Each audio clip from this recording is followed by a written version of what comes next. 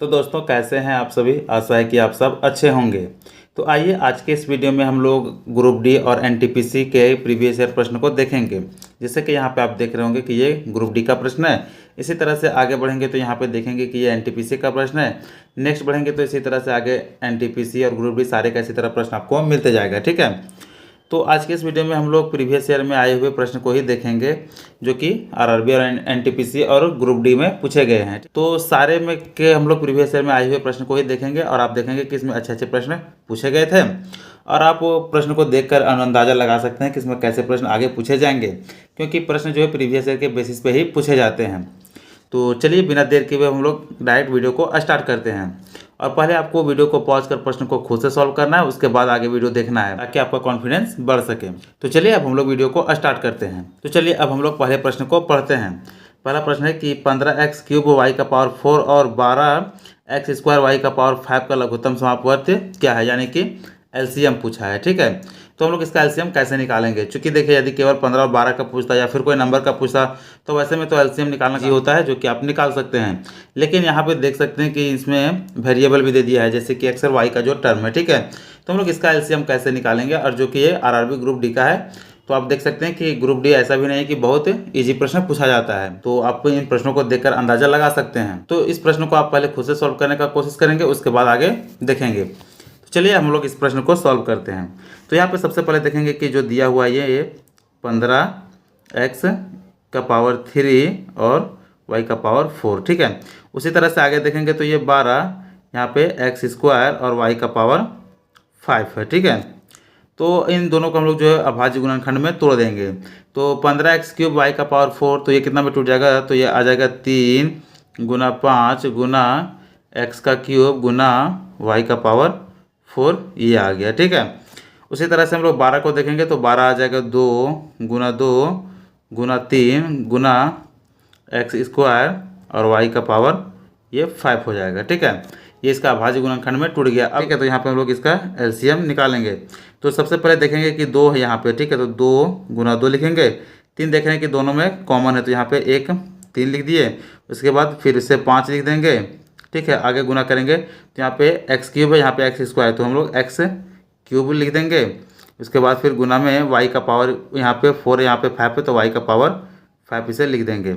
आगे से हम लोग सारे को गुना कर देंगे। ठीक है। तो यहाँ पे गुना करने के बाद ये कितना आ जाएगा, तो यहाँ पे 2 दूना 4 तिया 12 25 60 x³ और ये y है। ठीक है। y का पावर 5, तो कितना आ गया 60 x³ और y का पावर 5। तो ये ऑप्शन किस में है, तो ये देख सकते हैं कि ऑप्शन ए में है। ठीक है, कि 60 x³ y का पावर 5, जो कि ये बिल्कुल सही आंसर है। तो आप इस प्रश्न को कर पाए थे नहीं, आप कमेंट जरूर करेंगे। तो चलिए उम्मीद है कि यह प्रश्न भी आप सभी को अच्छे से समझ में आ गया होगा। तो देख सकते हैं कि एलसीएम एचसीएफ का भी टफ प्रश्न होता है, जो कि ग्रुप डी में पूछा गया है। ठीक है। इसके बाद से चलिए फिर से नेक्स्ट प्रश्न को देखते हैं। चलिए यहाँ से देख सकते हैं कि ये जो एनटीपीसी का प्रश्न है। ठीक है। इसमें क्या बोला है कि शांत जल में एक नाव की चाल 14 किलोमीटर प्रति घंटा है। यह धारा की दिशा में 1 घंटा 45 मिनट में 28 किलोमीटर जाती है। धारा की चाल ज्ञात कीजिए। यह भी अच्छा ही प्रश्न है। ठीक है। इसमें क्या बोला है कि एक शांत जल में नाव की चाल जो है 14 किलोमीटर प्रति घंटा है। तो यहाँ पे नाव का चाल दे दिया है, तो नाव का चाल को हम लोग x मान लेते हैं। ठीक है, कि x बराबर कितना दिया, तो 14 किलोमीटर प्रति घंटा। इसके बाद बोला है कि यह धारा की दिशा में, यानी कि धारा के दिशा में चला है। ठीक है। तो जब दोनों एक साथ चलता है तो हम लोग धारा को पहले क्या मान लेते हैं कि धारा को y मान लेते हैं। ठीक है। और जब दोनों एक साथ चलता है तो दोनों आपस में जुड़ जाता है, यानी कि x प्लस वाई। ठीक है। और यहाँ पे देखेंगे कि x प्लस वाई, तो ये 1 घंटा 45 मिनट में 28 किलोमीटर जाती है। तो यदि हम लोग इसे 15-15 मिनट में तोड़े तो कितना आ जाएगा, यहाँ 4 और 3 यानी कि 7। 7 का बराबर कितना आ जाएगा 28, तो 1 के बराबर 4 आ जाएगा। और 1 घंटा में कितना 15-15 मिनट का होता है, 4 होता है, तो 4 चौक 16। तो चलिए अब x और y यानी कि धारा और नाव जब दोनों एक साथ में जाते हैं तो कितना 1 घंटा में 16 किलोमीटर की दूरी तय करती है। ठीक है। उसके बाद यहाँ पे देख सकते हैं कि पूछा है धारा की चाल ज्ञात कीजिए। तो धारा की चाल को हम लोग y माने हैं। तो यहाँ पे x का वैल्यू देख सकते हैं कि ये 14 किलोमीटर दिया गया है, तो x का वैल्यू यहाँ पे 14 बैठा देंगे, तो 14 प्लस वाई बराबर 16। ठीक है। आगे इसे हम लोग सॉल्व करेंगे तो कितना आ जाएगा, इसको इधर ले जाएंगे तो 16 में से 14 घट जाएगा, यानी कि y का बराबर कितना आ गया 2 किलोमीटर प्रति घंटा। ठीक है। तो वाई का चाल कितना आ गया 2 किलोमीटर प्रति घंटा, जो कि ऑप्शन ए में है और ऑप्शन ए इसका ये सही आंसर हो जाएगा। इसके बाद चलिए फिर से हम लोग नेक्स्ट प्रश्न को देखते हैं।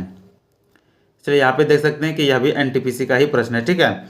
इसमें क्या बोला है कि पहली 25 विषम संख्याओं का योगफल ज्ञात कीजिए। अब पहली 25 संख्याओं का योगफल क्या होगा, आप इसे कैसे ज्ञात करेंगे? तो एक तो आपके पास ऑप्शन बन जाता है कि जितनी भी विषम संख्याएं हैं, ठीक है, शुरू से लेकर के आप 25 को जोड़ देंगे तो वैसे में आपका योगफल निकल जाएगा, और एक आप इसे फॉर्मूला से कर सकते हैं, ठीक है, जो कि काफ़ी कम समय में बन जाएगा। तो इसका चलिए पहले हम लोग फॉर्मूला देखते हैं कि इसका फॉर्मूला होता क्या है। तो इसका फॉर्मूला आ जाएगा SN, ठीक है, SN बराबर n/2, इसके बाद 2a plus n-1 into D. तो यह जो काफ़ी इंपॉर्टेंट फार्मूला है, ठीक है, इस फार्मूला को आप जरूर याद कर लेंगे। तो फार्मूला में आपका टर्म यहाँ पे आ गया कि n है, ठीक है, उसके बाद यहाँ पे a है, फिर n है, d है। तो ये सब क्या होता है, ये पिछले के वीडियो में हम लोग बात किए थे। आपने यदि नहीं देखे तो उस वीडियो को जरूर देख लें, क्योंकि उसमें सारा कुछ हम बता दिए हैं, ठीक है। बाकी इसमें बताते हैं कि ए जो होता है पहला टर्म होता है। तो क्या बोला कि पहले 25 विषम संख्या, ठीक है, तो पहला विषम संख्या जो 1 हो जाएगा, उसी तरह से दूसरा 3 हो जाएगा, ठीक है। तो पहला 1 हो गया, दूसरा 3 हो गया, तो ये इसका वैल्यू ए हो गया। अब पूछ देता है कि डी, तो डी बराबर क्या हो जाएगा A2 माइनस A1, तो ये A2 है, ठीक है। तो A2 में A1 को माइनस करेंगे, यानी कि डी के बराबर वैल्यू क्या आ गया 2, ठीक है। और n के बराबर ये 25 है, ठीक है, 25 का वैल्यू क्या हो जाएगा ये n। अब सारे को हम लोग यहाँ पे बैठा देंगे तो कितना आ जाएगा SN, यानी कि ये S25 हो जाएगा। तो n/2, तो n कितना है 25 है, तो यहाँ पे हम लोग कर देंगे तो 25/2, ठीक है। उसके बाद यहाँ से करेंगे तो 2 गुना में 1, यानी कि ये 2 आ जाएगा, प्लस n-1, तो n का वैल्यू कितना है 25 में से 1 जाएगा तो ये 24 आ जाएगा, और d का वैल्यू कितना है 2, तो यहाँ से ये 2 से गुना कर देंगे, ठीक है। आगे फिर इसे हम लोग यहाँ पे सॉल्व कर देते हैं इधर में, तो कितना आ जाएगा ये 25/2 ही हो जाएगा। यहाँ पे करेंगे तो 24 दूना 48 और 2 50, तो ये गुना में 50 हो जाएगा, ठीक है। इससे ये काट देंगे तो ये 25 बार में कट जाएगा। अब 25 को 25 से गुना करेंगे तो कितना आ जाएगा ये 625। तो पहली 25 विषम संख्याओं का योगफल कितना आ गया 625, जो कि ऑप्शन बी में है, और ऑप्शन 20 का ये सही आंसर हो जाएगा। तो चलिए उम्मीद है कि यह भी आप लोगों को अच्छे से समझ में आ गया होगा, और यह फॉर्मूला को आप जरूर याद कर लेंगे। अब चलिए फिर नेक्स्ट प्रश्न को देखते हैं। तो आइए यहाँ पे नेक्स्ट प्रश्न, ये भी एनटीपीसी का ही प्रश्न है। इसमें क्या बोला है कि 7 के प्रथम 20 गुणांकों का औसत ज्ञात कीजिए। तो एनटीपीसी में ऐसे प्रश्न पूछे गए थे, तो आगे भी ऐसे प्रश्न पूछे जाने की संभावना बनती है। तो देखिए अब क्या बोला है कि 7 के प्रथम 20 गुणजों का औसत ज्ञात कीजिए। तो देखिए इसमें भी एक ऑप्शन आपके पास बिल्कुल बेसिक का आ जाता है, जिसमें कि आप बिल्कुल बेसिक तरीके से बनाएंगे, और इसमें आपको काफ़ी ज़्यादा समय लग जाएगा, यानी कि जितना समय आपको लगना चाहिए उससे कई गुना ज़्यादा समय लग जाएगा, ठीक है। और चूंकि एग्जाम में समय बचाना होता है, तो समय बचाने के लिए हम लोग इसमें भी एक फार्मूला को यूज करेंगे, जो कि इसका फार्मूला होता है, और उस फार्मूला से हम लोग काफ़ी कम समय में बना सकते हैं। तो इन सारे फार्मूला को आप ध्यान में जरूर रखेंगे, क्योंकि ये सब जो फार्मूला है वो सारे इंपॉर्टेंट फार्मूला हैं। इसका फार्मूला हो जाता है K गुना में n, ठीक है, फिर n+1 और बटा में ये 2 हो जाएगा, ठीक है।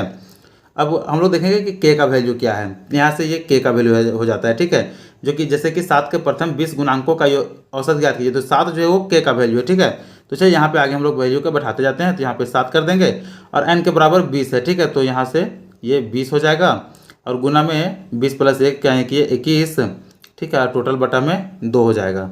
इसे हम लोग काटेंगे तो ये 2 से ये 10 बार में कट जाएगा। तो चलिए यहाँ पे हम लोग देखेंगे कितना आ गया 21 7 47, यानी कि 147 और ये 0, ठीक है, 1470। अब ये क्या आ गया, ये टोटल योगफल आ गया, यानी कि 20 गुणांकों का जो ये टोटल योगफल आ गया, ठीक है। अब हम लोग से पूछा है कि इसका औसत ज्ञात करना है, तो औसत कैसे ज्ञात करेंगे। तो यहाँ पे देख सकते हैं कि 20 संख्या है, ठीक है, तो इसे हम लोग 20 से भाग कर देंगे, तो इससे ये कट जाएगा। अब 147 को 2 से भाग करेंगे तो ये कितना आ जाएगा 73.5, जो कि ऑप्शन सी में है, और ऑप्शन सी इसका ये सही आंसर हो जाएगा, ठीक है। तो आपको इसमें कंफ्यूज नहीं होना है कि ये जो फॉर्मूला है वो डायरेक्ट फॉर्मूला पे बैठाएंगे और आंसर आ जाएगा, क्योंकि आंसर तो आएगा ही, लेकिन ये जो है टोटल योग का फॉर्मूला है, ठीक है। लेकिन औसत निकालने के लिए आपको जितने संख्याओं से बोला है उतनी संख्याओं से भाग देना पड़ेगा। तो इसमें 20 संख्याओं का औसत निकालना था, तो हम 20 से भाग दिए, जो कि 73.5 आया, और इसका सही आंसर हो गया, ठीक है। अब आगे चलिए नेक्स्ट प्रश्न को देखते हैं। यहाँ पे देख सकते हैं कि ये जो है ग्रुप डी का प्रश्न है। इसमें क्या बोला है कि रितेश की आयु मोहित की आयु से 12 वर्ष अधिक है। 17 वर्ष पूर्व रितेश की आयु मोहित की आयु की 4 गुनी थी। मोहित की वर्तमान आयु वर्षों में कितनी है। कि यहाँ पे हम लोग देखें इस प्रश्न को, तो यहाँ पे एक रितेश नाम का व्यक्ति है और एक मोहित नाम का है, ठीक है।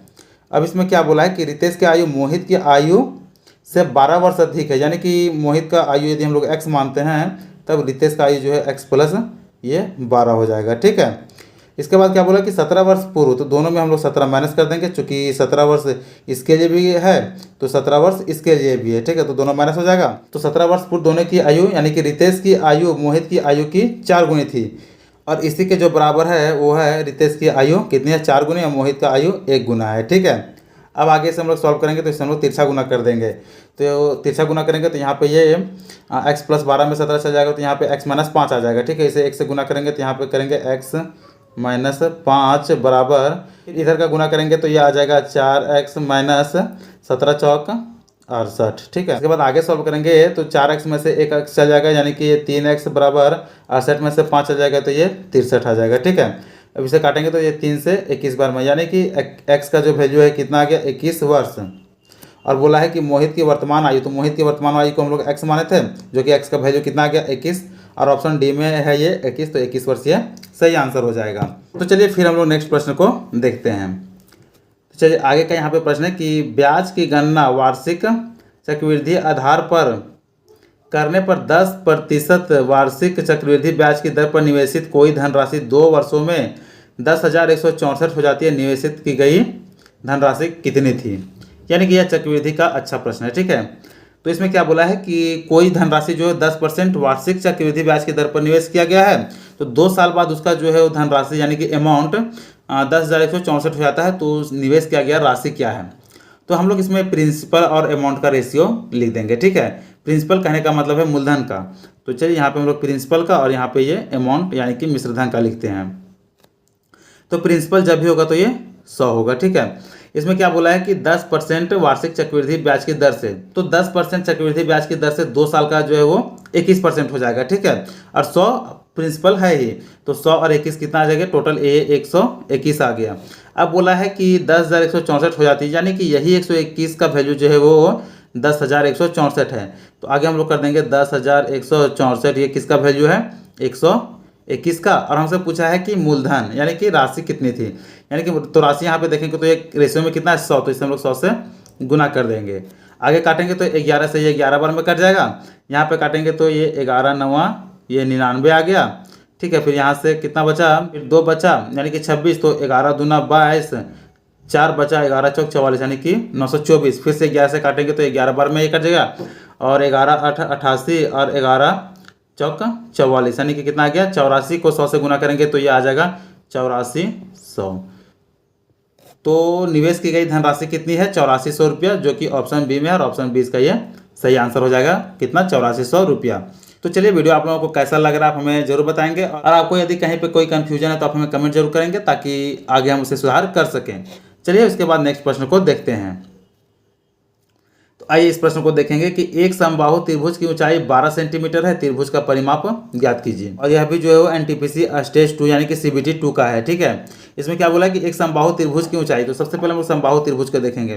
तो समबाहु त्रिभुज जिसकी सारी भुजा आपस में बराबर होती है, ठीक है, इसे हम लोग समबाहु त्रिभुज बोलते हैं। अब इसमें क्या बोला कि इसकी ऊंचाई जो है 12 सेंटीमीटर है, तो ये जो ऊंचाई होगी ये कितनी है, ये 12 सेंटीमीटर है। ठीक है, तब बोला कि त्रिभुज का परिमाप ज्ञात कीजिए। तो चलिए इसे हम लोग सॉल्व करेंगे। तो सबसे पहले आप लोगों को पता होना चाहिए कि त्रिभुज का जो वो ऊंचाई है यानी कि समबाहु त्रिभुज की ऊंचाई क्या होता है, तो √3/2a, और इसी के बराबर कितना दिया गया है 12। ठीक है, तो देखिए इस प्रश्न को इजी करने के लिए यहाँ पे हम लोग √3 से यहाँ भी गुना कर देंगे और √3 से यहाँ भी गुना कर देंगे। ठीक है, तो √3 से गुना करने के बाद ये जो है ये वो 3 आ जाएगा, तो 3 से इसे हम काटेंगे तो ये 4 बार में कट जाएगा, यानी कि 3 चौक 12। ठीक है, इसके बाद आगे हम लोग करेंगे तो ये आ जाएगा 2√3। ठीक है, तो ए का वैल्यू कितना आ गया, 2 चौके 8 √3, ये ए का वैल्यू आ गया, यानी कि एक भुजा कितना आ गया 8√3। अब इसमें टोटल 3 भुजा, 1 भुजा 2 भुजा और 3 भुजा, तीनों आपस में बराबर है। ठीक है, तो इसे हम लोग 3 से गुना भी कर देंगे तो कितना आ जाएगा, कितना आ गया कि 8 या 24√3, जो कि ऑप्शन सी में, और ऑप्शन सी इसका ये सही आंसर है, 24√3 सेंटीमीटर हो जाएगा। ठीक है, तो इसके बाद चलिए फिर नेक्स्ट प्रश्न को देखते हैं। तो चलिए यहाँ पे भी प्रश्न को पढ़ते हैं कि पाइप ए एक टैंक को 80 मिनट में भर सकता है और पाइप बी उसी टैंक को 40 मिनट में भर जा सकता है। यदि ए और बी दोनों को एक साथ खोला जाए तो टैंक भरने में कितने मिनट लगेंगे, यानी कि ए नाम का कोई पाइप है, ठीक है, और एक बी नाम का कोई पाइप है। ए नाम का जो पाइप है वो 80 मिनट में पूरे टैंकी को भरेगा, और बी नाम का जो पाइप है वो 40 मिनट में भरेगा, ठीक है। तो दोनों का हम लोग एलसीएम निकालेंगे, यानी कि टैंक का जो टोटल क्षमता उसे निकालेंगे। तो 80 और 40 का एलसीएम कितना आ जाएगा, ये 80 आ जाएगा। अब हम लोग इसका एफिशिएंसी निकालेंगे कि ए कितना भर सकता है, यानी कि 1 मिनट में कितना भरता है, और बी 1 मिनट में कितना भरेगा, ठीक है। तो इसके लिए हम लोग 80 को 80 से भाग देंगे, तो ए जो है 1 मिनट में 1 यूनिट भरेगा और बी 1 मिनट में 2 यूनिट भरेगा, यानी कि 1 मिनट में हम लोग देखें तो टोटल कितना भरेगा, ये 3 यूनिट भरेगा, ठीक है। तो आगे देखेंगे, ठीक है। आगे क्या बोला कि दोनों को एक साथ खोल देता है तो कितना समय लगेगा। तो चूंकि देखिए टंकी का जो क्षमता है वो 80 लीटर ही है। अब दोनों को एक साथ खोलेगा तो देख सकते हैं कि एक बार में 3 यूनिट भरेगा, तो 3 से इससे भाग कर देंगे। अब 3 से काटेंगे तो कितना जाएगा, 26 या 78, यानी कि 26, उसके बाद 2 बचा 80, 3 यानी कि 26.2/3 मिनट का समय लगेगा, जो कि ऑप्शन बी में है, और ऑप्शन बी इसका ये सही आंसर हो जाएगा। इसके बाद आइए फिर से नेक्स्ट प्रश्न को देखते हैं। चलिए यहाँ पे देखेंगे कि 742 को 5:9 के अनुपात में 2 भागों में बांटने पर दोनों हिस्सों में कितनी राशि आएगी। यहाँ पे देख सकते हैं कि 742 रुपया है, जिसको 5 और 9 के अनुपात में बांट दिया गया है। तो बोला है कि दोनों का जो हिस्सा कितना कितना रुपया होगा, ठीक है। अब देखिए अब दोनों को कितना कितना हिस्सा होगा ये तो नहीं पता, सॉल्व करने पे ही पता चलेगा। लेकिन यदि इसमें हम लोग स्मार्ट तरीका लगाएं तो पता कर सकते हैं। पहला हम लोग देखेंगे कि पहला जो भी हिस्सा होगा वो 5 के अनुपात में, तो पहला संख्या जो क्या 5 से कटेगा। और 5 से विभाजित का नियम आपको पता होगा कि जिसका इकाई अंक 0 या फिर 5 है तो वो 5 से पूरी कट जाएगा। तो 5 से ये भी कट जाएगा, ये भी कट जाएगा, ये भी कट जाएगा और ये भी कट जाएगा। इसे तो हमें पता नहीं चल पाया कि कौन सा सही आंसर है। इसके बाद आगे देखेंगे कि जो सेकेंड है, यानी कि जिसका हिस्सा 9 रेशियो में हुआ है, वो संख्या 9 से कटेगा ही, ठीक है। तो 9 से विभाजित का नियम भी आपको पता होगा कि सारी संख्याओं को आपस में जोड़ देने के बाद यदि 9 से कटता है तो पूरा का पूरा संख्या जो 9 से कट जाएगा, ठीक है। तो इसे ही हम लोग चेक करेंगे। तो यहाँ पे देखेंगे कि इसको जोड़ेंगे तो 8 4 12 और 2 14, यानी कि ये 9 से नहीं कटेगा, तो ये तो आंसर होगा नहीं। बी देखते हैं कि 7 4 11 और 7 18, यानी कि 9 से कटता है, तो ये हो सकता है। बाकी हम लोग और चेक करेंगे, हो सकता है कि और भी संख्या 9 से कटे, तब तो हमें पूरा सॉल्व करना पड़ेगा। तो और यदि नहीं कटेगा तब तो हमारा आंसर आ ही जाएगा। इसके बाद यहाँ पे देखेंगे कि 4 और 6 10 और 7 17, ये 9 से नहीं कटता तो ये नहीं होगा। आगे देखेंगे तो 4 5 9 और 2 11, यानी कि 11 भी 9 से नहीं कटेगा तो ये भी नहीं होगा। तो यहाँ पे हमारे पास एक ही ऑप्शन बचता है, ऑप्शन बी, जो कि 5 और 9 दोनों से कट जा रहा है। तो यही हमारा आंसर ऑप्शन बी हो जाएगा, ठीक है। तो देख सकते हैं कि प्रश्न को हम लोग बिना लिखे भी सॉल्व कर सकते हैं, बशर्ते आपके पास ये जानकारियाँ होनी चाहिए। नहीं तो आप इसे एक बार 9 से भाग देंगे, एक बार 5 से भाग देंगे, ऐसे करते रहेंगे तो उसमें आपका समय लग जाएगा, ठीक है। तो चलिए इसके बाद फिर हम लोग नेक्स्ट प्रश्न को देखते हैं। तो चलिए यहाँ पे देखेंगे कि 30%, 20% और 10% की 3 क्रमिक छूटों के समतुल्य एकल प्रतिशत छूट ज्ञात कीजिए। तो यहाँ पे देख सकते हैं कि 30%, 20% और 10% की 3 जो है अलग अलग छूट दिया गया। तब बोला कि तीनों को मिलाकर के एक साथ में कितना छूट दिया जाता है। तो इसके लिए आपको जो है वो आप इसमें कई सारा तरीका लगा सकते हैं, लेकिन एक हम लोग इसमें अच्छा तरीका लगाएंगे जिससे कि प्रश्न को कम समय में किया जा सकता है। तो 30% का फ्रैक्शन वैल्यू आपको पता होना चाहिए कि ये 3/10 होता है। उसी तरह से 20% का जो फ्रैक्शन वैल्यू है ये पता होना चाहिए कि 1/5 होता है। इसके बाद 10% का फ्रैक्शन वैल्यू 1/10 होता है, ठीक है। अब आगे हम लोग देखेंगे कि सारे में छूट मिला है। तो पहला क्या मिला है 30% में कि 10 के वस्तु को वो जो है वो 7 में बेचा है, ठीक है। यानी कि ये CP रेशियो है और ये SP रेशियो है। इसके बाद आगे बोला है कि 20% का छूट है, तो 5 का वस्तु में 1 का छूट दिया, यानी कि ये 4 में बेचा है। इसके बाद आगे फिर से देखेंगे तो 10% का छूट, यानी कि 10 के वस्तु को जो है वो 9 में बेचा गया है, ठीक है। अब यहाँ पे देखिए 10 10 100 और 50 500 हो जाएगा। तो इससे हम लोग 1000 बनाने के लिए 2 से यहाँ पे भी गुना कर देंगे, तो 2 से यहाँ भी गुना करना पड़ेगा। आगे हम लोग रेशियो देखेंगे तो यहाँ पे कितना आ जाएगा, ये 10, यहाँ पे भी 10 100 और 10 से कितना आ गया 1000 आ गया, 1000 और रेशियो। इसके बाद यहाँ पे 7 8 56, ठीक है। 56 को हम लोग 9 से गुना करेंगे तो कितना आ जाएगा 9 6 54 का 4 आ गया, 5 बचा, 9 5 45 5, यानी कि कितना आ गया 50, ठीक है। तो देख सकते हैं कि यहाँ पे भी यही जो है वो CP और ये SP रेशियो है, यानी कि खरीदा 1000 में गया और बेचा कितना में गया 504 रुपया में। तो अब हम लोग इसमें छूट देखे तो इसको हम लोग माइनस कर देते हैं, ठीक है। तो 1000 में 504 घटाएंगे तो कितना आ जाएगा 496, ये 1000 में आ गया, ठीक है। तो अब इसका हम लोग परसेंट निकालेंगे तो ये कितना आ जाएगा 49.6%, ठीक है। यानी कि तीनों का जो है वो एकल छूट कितना हो जाएगा 49.6, जो कि ऑप्शन सी में है, और ऑप्शन सी इसका ये सही आंसर हो जाएगा। तो देख सकते हैं कि इन सारे कंसेप्ट से हम लोग प्रश्नों को बहुत ही कम समय में सॉल्व कर सकते हैं, ठीक है। और उम्मीद है कि आप सबको भी अच्छे से समझ में आ गया होगा। तो चलिए यहाँ तक हम लोगों ने कुछ प्रश्न ग्रुप डी और कुछ प्रश्न एनटीपीसी के देखें, जो कि सारे एग्जाम में आए हुए प्रश्न हैं। तो इन सारे प्रश्नों में से आप कितने प्रश्नों को खुद से कर पाए थे, आप कमेंट जरूर करेंगे। और वीडियो अच्छा लगा हो तो वीडियो को लाइक कर चैनल को जरूर सब्सक्राइब कर लेंगे, ताकि आने वाले इसी तरह के वीडियो का नोटिफिकेशन आप लोगों तक पहुँच सके। तो चलिए मिलते हैं फिर नेक्स्ट वीडियो में, तब तक के लिए धन्यवाद।